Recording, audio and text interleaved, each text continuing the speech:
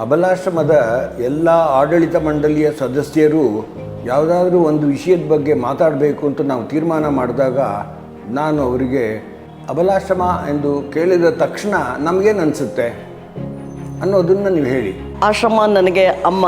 ಅಬಲಾಶ್ರಮ ಒಂದು ಸೇವಾ ಸಂಸ್ಥೆಯಾಗಿ 117 ವರ್ಷಗಳಿಂದ ತನ್ನ ಉದ್ದೇಶದಿಂದ ಒಂದಿಷ್ಟೂ ವಿಚಲಿತವಾಗದೆ ಸೇವೆಯಲ್ಲಿ ನಿರತವಾಗಿರುವಂಥ ಸಂಸ್ಥೆ ಅನ್ನೋ ಕಾರಣಕ್ಕೆ ಅಬಲಾಶ್ರಮದ ಹೆಣ್ಣು ಮಕ್ಕಳಿಗೆ ಸಾಧನೆ ಮಾಡುವ ಒಂದು ಅವಕಾಶ ಇಲ್ಲಿ ಸಿಕ್ಕಿದೆ.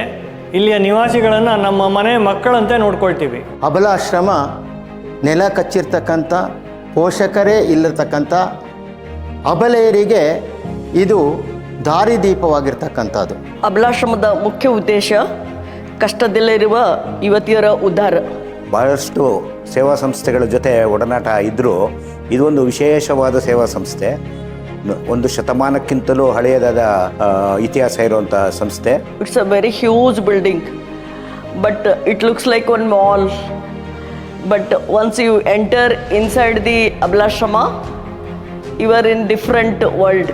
You will forget whole world. Abalashrama ಅಂದ ಕೂಡಲೇ ಒಂದು ಉಲ್ಲಾಸದ ಮನೋಭಾವ, ಒಂದು ಸಂತೃಪ್ತ ಮನೋಭಾವ, ಒಂದು ಪ್ರೀತಿಯ ಮನೋಭಾವ, ಅಲ್ಲಿರುವ ಎಲ್ಲರ ನಡುವೆ ಇರುವಂತಹ ಸೌಹಾರ್ದತೆ, ಅಲ್ಲಿಯ ಮನಸ್ಸುಗಳು, ಇವೆಲ್ಲ ಕೂಡ ದಾಂಗುಡೆ ಇಟ್ಟು ನೆನಪಿಗೆ ಬರುತ್ತೆ.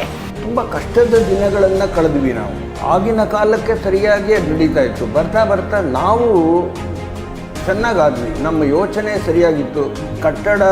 ಹಳೆ ಕಟ್ಟಡ ಇದ್ದದ್ದು ತುಂಬ ಅನಾನುಕೂಲ ಆಗಿತ್ತು.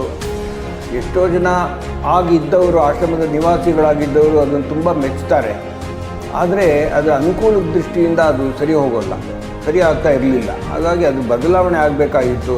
ಅದಕ್ಕೆ ನನ್ನ ಗಮನ ಹೋಯಿತು. ಹಣ ಇಲ್ಲದೆ ಹೋದರೆ ನಮ್ಮ ಬಂಡಿ ಮುಂದಕ್ಕೆ ಹೋಗೋಲ್ಲ. ಹಾಗಾಗಿ ಧನ ಸಹಾಯ ಬೇಕಿತ್ತು. ಅದಕ್ಕೆ ಏನೇನು ಬೇಕೋ ಅದನ್ನು ಮಾಡಿದ್ವಿ. ಆದರೆ ಶುರು ಮಾಡಿದಾಗ ನಿಜಕ್ಕೂ ಒಂದು ಶೋಚನೀಯ ಸ್ಥಿತಿ. ಆಶ್ರಮದಲ್ಲಿ ಹಣ ಇರಲಿಲ್ಲ. ಇರೋ ಒಂದು 80 ಲಕ್ಷ ರೂಪಾಯಿ ನಾವೇನು ಇಷ್ಟು ವರ್ಷಗಳಿಂದ ಕೂಡ ಹಾಕಿದ್ವಿ, ಅದನ್ನೇ ಮುಂದಿಟ್ಕೊಂಡು ಪ್ರಾರಂಭ ಮಾಡಿದ್ವಿ. ಆಮೇಲೆ ಅದು ಹೆಂಗೆ ಬೆಳೀತು, ಏನಾಯಿತು ಅನ್ನೋದು ಕೊನೆಗೆ ನಮ್ಮ ಕಟ್ಟಡ ಮುಗಿದಾಗ ಸುಮಾರು 5 ಕೋಟಿಗಿಂತ ಹೆಚ್ಚು ಖರ್ಚಾಗಿತ್ತು. 80 ಲಕ್ಷದಿಂದ ಶುರು ಮಾಡಿ 5 ಕೋಟಿ ರೂಪಾಯಿ ಖರ್ಚು ಮಾಡಿದ್ವಿ ಅಂದರೆ ಎಲ್ಲಿಂದ ಬಂತು? ನನಗೆ ಆ ಪ್ರಶ್ನೆ ಈಗಲೂ ಆ ಪ್ರಶ್ನೆಗೆ ಉತ್ತರ ಸಿಕ್ಕಿಲ್ಲ. ಕಷ್ಟ ಅದು ಉತ್ತರ ಸಿಗೋದು. ಹೆಂಗಾಯಿತು? ಭಗವಂತನ ಕೃಪೆ ಒಂದು ಬಿಟ್ಟರೆ ಇದೇನು ಹೇಳೋಕ್ಕಾಗಲ್ಲ. ನಾವೇನು ಕಪ್ಪು ಹಣ ಇಟ್ಕೊಂಡಿರಲಿಲ್ಲ, ಯಾರ್ದೋ ತಲೆ ಒಡೆದು ಸಂಪಾದಿಸಲಿಲ್ಲ, ಅದೇನೂ ಆಗಲಿಲ್ಲ. ಯಥೋಚಿತವಾಗಿ ಹೆಂಗೆ ಧನ ಪ್ರವಾಹ ಹರ್ಕೊಂಡು ಬರಬೇಕು ಅದೇ ತರಹ ಆಯಿತು. ಕಟ್ಟಡ ಚೆನ್ನಾಗಾಯಿತು. ಹೊಸ ಕಟ್ಟಡ ಬರೋಕ್ಕೆ ಮೊದಲಕ್ಕೂ ಈಗ ತುಂಬ ಡಿಫ್ರೆನ್ಸ್ ಇದೆ. ಇವನ್ ವರ್ಕಿಂಗ್ ಅಟ್ಮಾಸ್ಫಿಯರಲ್ಲೂ ತುಂಬ ಡಿಫ್ರೆನ್ಸ್ ಇದೆ. ನಮ್ಮಲ್ಲಿ ಓದಿದಂಥ ಹೆಣ್ಮಕ್ಳು ಆಯುರ್ವೇದಿಕ್ ಡಾಕ್ಟರ್ ಆಗಿದ್ದಾರೆ, ಹೋಮಿಯೋಪತಿಕ್ ಡಾಕ್ಟರ್ ಆಗಿ ಪ್ರಾಕ್ಟೀಸ್ ಮಾಡ್ತಿದ್ದಾರೆ, ಎಂಜಿನಿಯರ್ ಆಗಿದ್ದಾರೆ. ಅಷ್ಟೇ ಅಲ್ಲ, ಇತ್ತೀಚೆಗೆ ಬೆಂಗಳೂರಿಗೆ ಬಂದಂಥ ಮೆಟ್ರೋದಲ್ಲಿ ಕೂಡ ಮೆಟ್ರೋ ಪೈಲಟ್ ಆಗಿ ಕಾರ್ಯನಿರ್ವಹಣೆ ಮಾಡ್ತಾ ಇದ್ದಾರೆ. ಟೈಲರಿಂಗ್ ಇರ್ಬೋದು, ಬ್ಯೂಟಿಷಿಯನ್ ಕೋರ್ಸ್, ಇದರಲ್ಲಿ ಪ್ರತಿಯೊಂದು ಹೆಣ್ಣು ಮಕ್ಕಳಿಗೆ ಅವರ ಮುಂದೆ ಬರಲಿಕ್ಕೆ ಏನೇನೆಲ್ಲ ಅವಶ್ಯಕತೆಗಳಿದೆ ಅದೆಲ್ಲವನ್ನು ಪೂರೈಸ್ತಾ ಬಂದಿದೆ. ಅಬಲಾಶ್ರಮಕ್ಕೆ ನಾವೇ ಸಹಾಯ ಮಾಡೋದು ಅಂತ ಅನ್ನೋದಕ್ಕಿಂತ ನಾನು ಅಬಲಾಶ್ರಮದಿಂದ ತುಂಬ ಕಲ್ತ್ಕೊಂಡಿದ್ದೀನಿ. ಅಬಲಾಶ್ರಮ ಸುಮಾರು 21 ಉಪಕ್ರಮಗಳ ಮೂಲಕ ವಿಶಿಷ್ಟ ರೀತಿಯ ಸೇವಾ ಚಟುವಟಿಕೆಗಳಲ್ಲಿ ತೊಡಗಿಸ್ಕೊಂಡಿದೆ. ಯಾವ ಹೆಣ್ಣು ಮಗಳು ಕಣ್ಣೀರು ಹಾಕ್ಕೊಂಡು ಸಮಾಜದಲ್ಲಿ ಇರ್ತಾಳೋ ಆ ಹೆಣ್ಣು ಮಗಳ ಕಣ್ಣೀರನ್ನು ಒರೆಸುವ ಕೆಲಸ ನಾವು ಮಾಡ್ತಾ ಇದ್ದೀವಿ. ಹುಟ್ಟಿದ ಮನೆಯವ್ರ ಥರ ನೋಡ್ಕೊಳ್ಳೋಂಥ ಸಂಸ್ಥೆಗಳು ಇನ್ನೆಲ್ಲೂ ಬೇರೆಲ್ಲೂ ನಾನು ನೋಡಿಲ್ಲ. ಇದೊಂದು ಭಾಳ ದೊಡ್ಡ ವಿಶೇಷ. ಆ ಒಂದು ದೃಷ್ಟಿಕೋನದಲ್ಲಿ ಕೆಲಸ ಎಲ್ಲರೂ ಮಾಡ್ತಾ ಇರೋದ್ರಿಂದ ಇದು ಎಲ್ರಿಗೂ ಒಂದು ಮಾರ್ಗದರ್ಶನ ಕೊಡುತ್ತೆ ಅಂತ ನನಗನ್ಸುತ್ತೆ. ಪ್ರಾರಂಭದಲ್ಲಿ ಕೇವಲ ಅನಾಥ ಮಕ್ಕಳಿಗೋಸ್ಕರ ಇದ್ದಂತಹದ್ದು ಇವತ್ತಿನ ದಿನ ಸಮಾಜದ ಎಲ್ಲ ಹಿಂದುಳಿದ ಮತ್ತು ಆರ್ಥಿಕವಾಗಿ ಹಿಂದುಳಿದಂಥ ಎಲ್ಲ ಮಹಿಳೆಯರಿಗೆ ಒಂದು ಆಶಾ ಕಿರಣವಾಗಿ ಇದು ಕಾಣಿಸ್ತಾ ಇದೆ. ಅಬಲಾಶ್ರಮ ಅಂತ ಅನ್ನೋದನ್ನು ಒಂಥರ ನಮ್ಮ ಜೊತೆಗೆ ಅದು ಸೇರ್ಕೊಂಡ್ಬಿಟ್ಟಿದೆ ಅಂತ ಅನಿಸುತ್ತೆ. ಯಾವುದೇ ಹೆಣ್ಣು ಮಗಳು ನಮ್ಮ ಅಬಲಾಶ್ರಮ ಬಂದರೆ ಆರೋಗ್ಯ, ಶಿಕ್ಷಣ, ಸ್ವಾವಲಂಬನ, ಸಂಸ್ಕಾರ ಇವಿಷ್ಟವನ್ನು ನಾವು ಕಲಿಸ್ಕೊಡ್ತೀವಿ. ಮತ್ತು ಎಷ್ಟೋ ಜನ ಕೆಲವು ಚಿಕ್ಕ ಚಿಕ್ಕ ವಿಷಯಕ್ಕೆಲ್ಲ ಕಷ್ಟ ಅಂತ ಇರ್ತಾರೆ.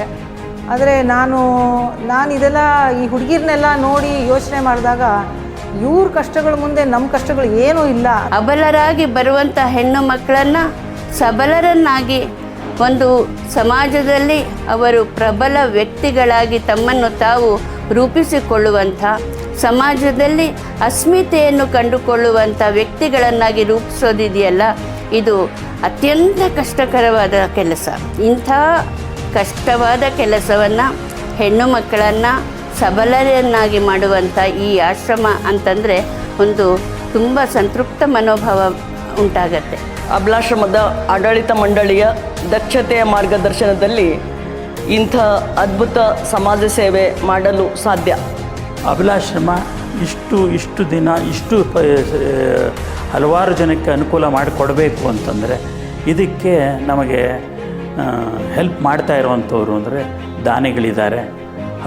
ಹಲವಾರು ಜನ ಬರ್ತಾರೆ, ನಮಗೆ ಧಾನ್ಯ ರೂಪದಲ್ಲಿ, ವಸ್ತು ರೂಪದಲ್ಲಿ, ಹಣದ ರೂಪದಲ್ಲಿ ದೇಣಿಗೆ ನೀಡ್ತಾ ಇದ್ದಾರೆ.